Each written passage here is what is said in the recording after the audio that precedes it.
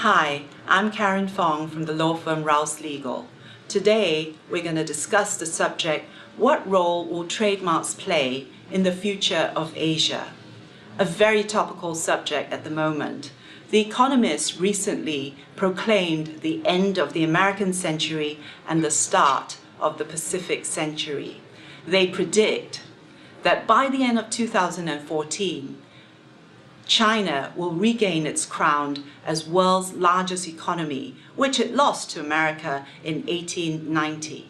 As these Asian consumer markets grow, the region's living standards are on the rise, with a burgeoning middle class contributing to a rapid increase in consumer demand, creating huge opportunities for branded or trademark goods and services, both in and outside of Asia. Here with me today are three intellectual property experts to discuss this fascinating topic. Welcome Mr. Akiro Endo of Kao Corporation, Ms. Tosu Ong of Elite Limited, and Ms. Rachel Tan, also of Rouse. Anderson, as the Vice President, Brand Legal Management Global of Kao Corporation, one of Japan's leading consumer products businesses, as well as a company that successfully launched a skincare brand, Biore, from an Asian brand into a global successful brand. Could you perhaps tell us some of the challenges you faced when you were expanding from Asia into the European and American markets? 欧米の市場というのは特にスキンケアとかヘアケアの商品については競合がひしめく非常に難しい参入が難しい市場になっています。またスキンケアヘアケアという商品は欧米の人たちにすると肌が違ってたり、それから髪の毛の質が違うということがあります。それから気候も違ったりしますので、一つの商品をグローバルにそれぞれ違う地域に販売するというのは非常に難しいと我々は考えました。Anderson says the American and European markets are really tough markets to break into, as they are quite mature markets with many competitors, especially in the skincare and the hair care sectors. So the skin and hair types of Asians are very different from Americans and Europeans. So this, together with the different climates, means that you can't sell the products with the same formula in the different territories. Speaking of which, the Kao Biore facial foaming wash was the first cleanser that I used as a teenager growing up in Singapore. And if you look at my skin, the product obviously works. So it's all about a good start, don't you think? Karen, you have the modesty to match your beautiful skin. Well, let me not interrupt this. Let me not make it all about me. Anderson, could you perhaps tell us how it is that you overcame those challenges? 我々は欧米の市場に参入するにあたってはジャーゲンスとかジョン・フリーダあるいはモルトン・ブラウンといった世界に通用しているグローバルブランドを持った会社を買収することから始めました。でその買収からいろいろなことを学んでビオレについてもアメリカで通用する別のバージョンのビオレっていうのを開発することができました。So Anderson says what Kao Corporation did was to acquire companies with strong brands in the Western markets that they wanted to go into, like Jergens, John Frieda, and Molson Brown. And Kao learned a lot through these acquisitions, and using this experience, they were able to develop Biore products suitable for the American market.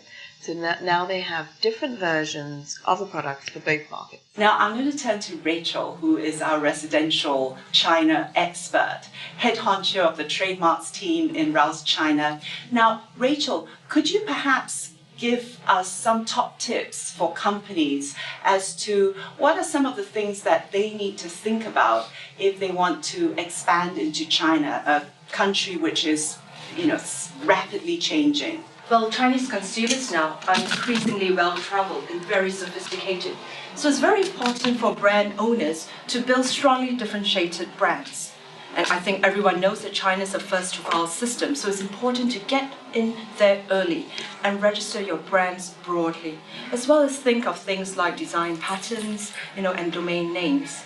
Another very useful weapon is to obtain well-known trademark status Anderson, I believe through opposition proceedings, the Bureau marks a quite well-known status. はい。 Congratulations, because it is really quite a difficult thing to do, so congratulations. Another thing that's very important is to always use your brands in a way they are registered.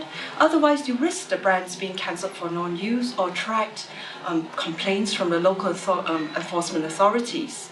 It's also important to build a library of evidence in the right format because the timelines in China are really tight and it's crucial. You have to act fast. And these can be used in registry proceedings as well as enforcement proceedings. And just going back to that, brand owners, they do need to enforce their rights in China through registry, oppositions, cancellations, as well as administrative, civil litigation, even criminal litigation. You know, China has always had rather bad press about as being a place which doesn't respect IP, a place where it's difficult to enforce IP.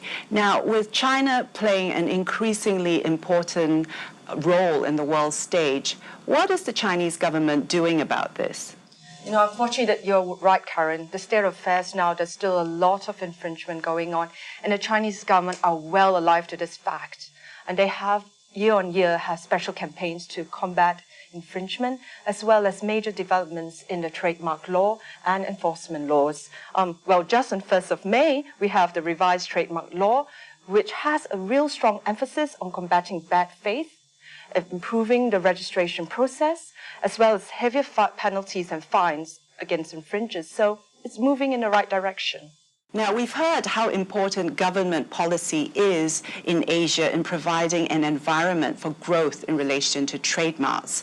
Now, Tosu, as the expert in helping companies get as much out of their IP portfolios through active government engagement, perhaps you could tell us a bit about what companies could do to influence policy.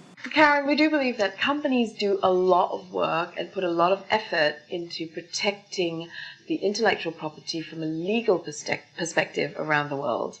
But we believe that companies should do much more in terms of talking to governments and putting their issues in the right context. We think companies should explain the importance of the issues to those companies and in particular how it impacts on their business. And only by governments understanding the impact of those issues on the business will governments understand how IP fits into the economy and the future of Asia. I'd like to thank all of you so very much for taking the time to be here with us. So Anderson, Tosu, and Rachel, thank you very much. Now, one final thought for you to take away with you. Now, it seems that economists and politicians, what they are saying about Asia's growth is based on the assumption that Asia will follow and attempt to have a similar lifestyle as the people in the West and follow the model of no constraints consumption-led growth. The question is, can the world, with its limited resources, sustain this, especially given the aging population all around the world? Food for thought.